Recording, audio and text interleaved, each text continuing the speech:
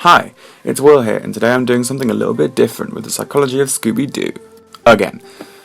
Hang around for Scooby-Doo! Now, usually I approach my videos with a clear psychological angle, but not this time. Scooby-Doo is such a timeless classic, with so much to talk about over the 20+ incarnations of the show, and with the new release of the trailer for Scoob, I thought let's look back at these adaptations with the top 7 times Scooby has got meta on itself.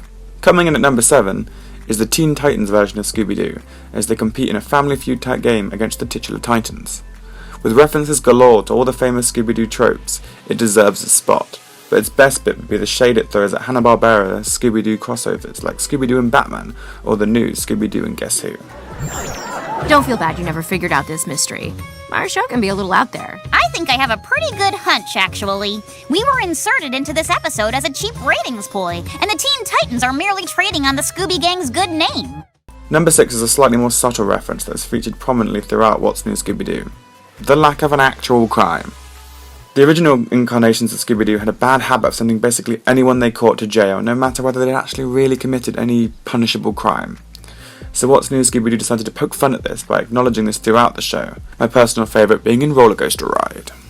And I would have gotten away with it too, if it weren't for you meddling kids. Technically, you did get away with it. Velma's right. You didn't do anything illegal. Just rude. Now number 5 is brilliant. Throughout the original series, it heavily featured members of the gang jumping into each other's arms.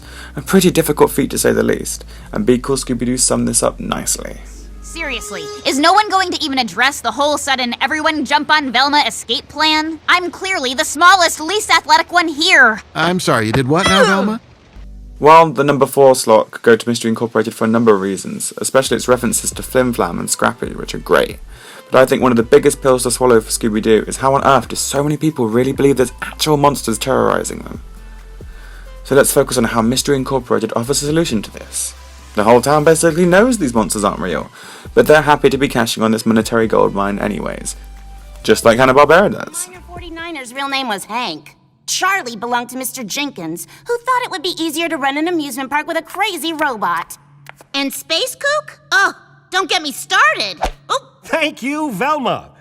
At number 3 is the live-action Scooby-Doo movie, and all of the drug references. Like, oh my god guys, there are so many drug references in this. You can totally see how it was originally made to be for adults and not children. From Mary Jane to hotboxing, it's there, and happy to poke fun at what everyone always suspected of our favourite cowardly crime-fighting duo. That there's a more obvious explanation behind why Shaggy and Scooby are always quite so hungry. Primo! Oh man! Talk about toasted! One of the best parts of Scooby-Doo is the timeless animation style that has largely endured throughout its 50 years on the box. But some changes have been made, and while the reference to older styles in Cyber Chase was pretty great, Be Cool Scooby-Doo does take the cake. When released, Be Cool Scooby-Doo faced quite a lot of flack over their controversial new animation style for the Scooby Gang, and their massive thigh gap goals. So it was great to see when Be Cool Scooby-Doo basically told everyone to kiss their ass, and I love it. Whew, now that's unsettling. Like, wow, I'm sure glad we don't look like that. Before we get to number 1, here's a couple of honourable mentions. People not actually wanting their mystery to be solved in Be Cool Scooby-Doo eating crow. Cases. Wait, did you just try to send my father to jail? Scooby-Doo always involving property disputes in the Scooby-Doo feature on Steven Universe. But that kind of thing only happens in cartoons, usually over a property dispute. The Scooby-Doo gang solving actual real-world crimes in Family Guy. Looks like the killer gutted the victim, strangled him with his own intestines, and then dumped the body in the river. And finally, why on earth does the gang always constantly end up solving up weird costume mysteries in Be Cool Scooby-Doo? And at number 1 is possibly my favourite reference Scooby-Doo has ever made. In the episode It's All Greek to Scooby, the gang goes through their usual motions of tracking culprits and cracking the mystery of a centaur roaming around Greece and causing chaos. But when it comes to the big reveal, Velma has no idea who it is and just loses her shit. It was absolutely wild.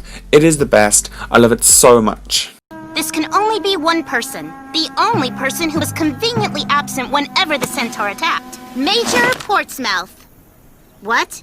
Who's this? We haven't even met her. We don't even know who she is. She's my assistant, Susie Smythe. And how was I supposed to know that? No way. Foul one does not count.